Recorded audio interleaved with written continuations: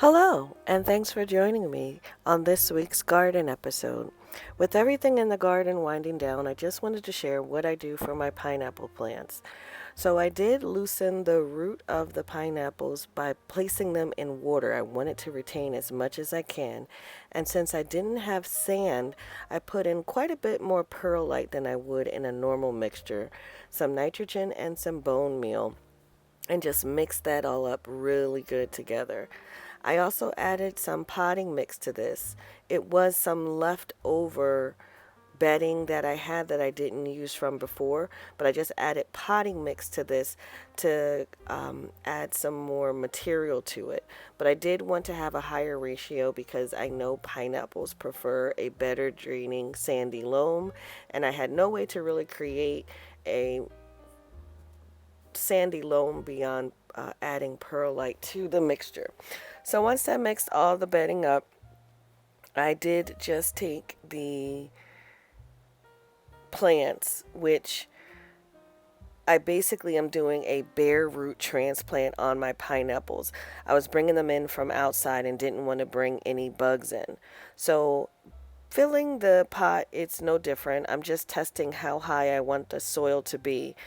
I was able to retain 5 good pineapples from what I started with at the beginning of the season. I unfortunately scalded my plants when I took them out. I thought the cloth that I had over them was protecting them from the shade, and the leaves burned. So the fact that I have any after this season does make me happy, considering I thought I had lost them all. So once I get this plant into place, this is in a smaller pot because these were damaged the most, so the regrowth was really like regrowing a whole plant over. So they're much smaller than the other 3 plants that I was able to save. But everybody gets tucked into a pot, making sure that I do get quite a bit of the perlite beads into the mixture. I may at some point go ahead and switch it over to having sand in the mixture, but for now I'll see how they do and how they acclimate to being back indoors.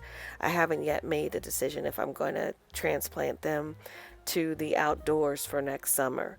But after I transplanted everybody, this is what it looks like. So the plant in the middle, in the or really at the bottom left, is a corn plant. The other 3 plants around it are the pineapples that were just transplanted.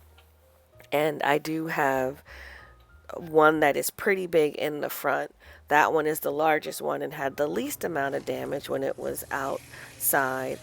There's another one that's slightly larger behind it, and then one a little bit smaller to the left of that. But these 3 were the larger of the 3 that survived, and they're going to get a good drink of water. And since the fertilizer is in the soil, I didn't give it any fertilizer with the water. This is just plain water. And then the 2 smaller ones I planted. And if you can see in this, one of the smaller ones is actually 3 smaller ones. They're clustered together. I'm going to wait till they get to a bigger size before I do any separations on those. And then this plant was tilted, so I'm supporting it. And that's just a quick update on what happened to the pineapples at the end of the season and what I'm doing with bringing them inside. Thank you for sticking with me to the end of the video. Please like and subscribe, and as always, thank you so much for watching.